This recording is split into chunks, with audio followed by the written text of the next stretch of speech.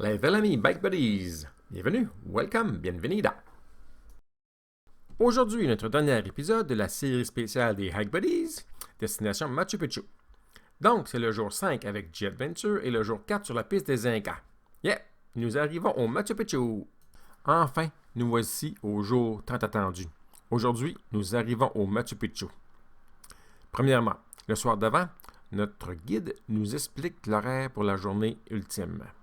Réveil à 3 heures du matin, déjeuner et plier bagages, avec départ vers 4 heures du matin. Il nous explique que les porteurs doivent ramasser tout le matériel et descendre de la montagne et être au train vers 6 heures si je me souviens bien. Donc, nous voici sur la piste dans le noir avec nos lampes frontales. Pas de photo ou de vidéo du début de la journée, il faisait noir. Et les étoiles du ciel nous accompagnaient. Nous avons environ 4 km à faire, mais après 500 mètres, il y a un poste de garde avec une barrière. Étant donné les risques d'accident élevés qui seraient associés à marcher la piste dans le noir, on doit attendre l'aube avant de poursuivre notre route.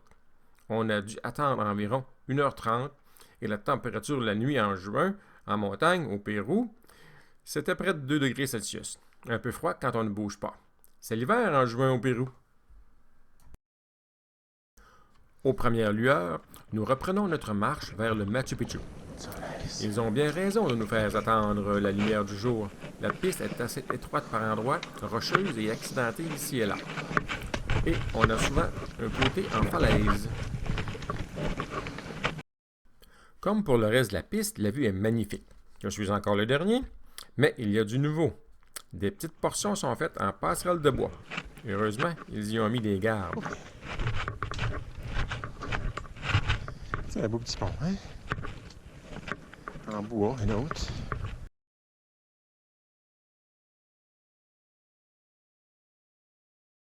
Après quelques heures de marche, nous arrivons enfin à la Porte du Soleil. En Inca, ils appellent ça le Inti Punku. C'est appelé ainsi car le soleil se pointe le bout du nez exactement à cet endroit pour jeter des rayons lumineux sur le Machu Picchu. Voici le Machu Picchu vu de la Porte du Soleil. Et maintenant, la Porte du Soleil vue du Machu Picchu. On fait une bonne pause à la Porte du Soleil. On prend des photos avec le Machu Picchu en arrière-plan. Photos individuelles, photos de famille, photos de groupe, etc. C'est là que notre sentiment d'accomplissement commence. Nous y sommes, destination Machu Picchu. Un certain niveau de stress s'estompe. On est toujours joyeux et fatigué car la nuit avait été un petit peu courte. Nous descendons vers le Machu Picchu et voilà. C'est la surprise du jour. Notre guide nous avait mentionné que nous aurions environ 1 heure de visite avec lui avant que le site ouvre les portes aux milliers de visiteurs qui arrivent par train chaque jour. Mais, pendant notre aventure de 4 jours sur la piste, les règles avaient changé. Nous devons sortir du site et aller se mettre en ligne à l'entrée officielle du Machu Picchu avec les milliers de visiteurs. Peu après, on commence notre visite avec notre cher guide Ever et les autres touristes. On y voit encore des terrasses pour cultiver, des petits coins de contemplation, l'un pour le soleil, l'autre pour le condor.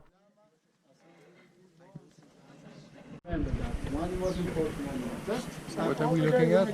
This is the wings and the head there? It represents the wings. Yeah. Il y a beaucoup d'escaliers et encore des escaliers. Un lama est là pour faire de belles photos. Le condor survole le site et on a aussi vu un genre de lapin, mais j'ai pas de photo. Oh, il y a aussi ce gros rocher qui émet de la chaleur apparemment. Il doit être exposé au soleil. L'énergie de Machu Picchu qu'on peut.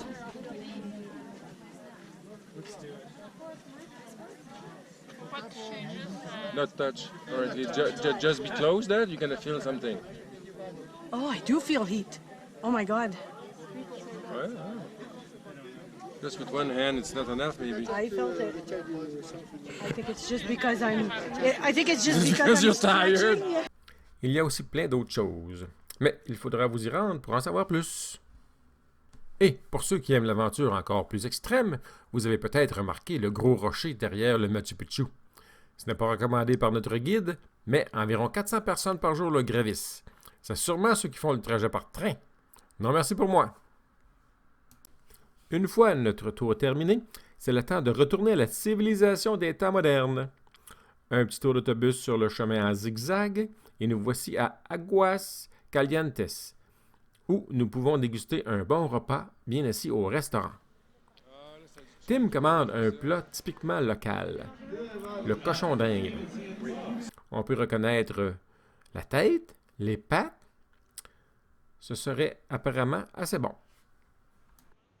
Après une petite marche dans le village de Aguas Calientes, on prend le train jusqu'à Ollantaytambo, juste assez long pour une petite partie de crib et une bonne sieste.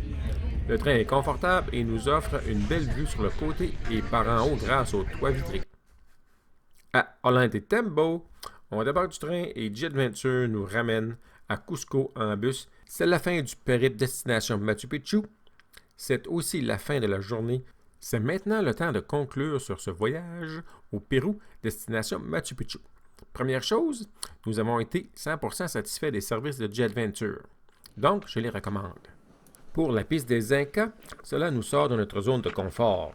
C'est plaisant et demandant, mais pas trop extrême. Les paysages sont admirables, sublimes. Je recommande donc la piste des Incas si votre condition physique vous le permet. Sinon, il y a toujours le train pour se rendre au Machu Picchu.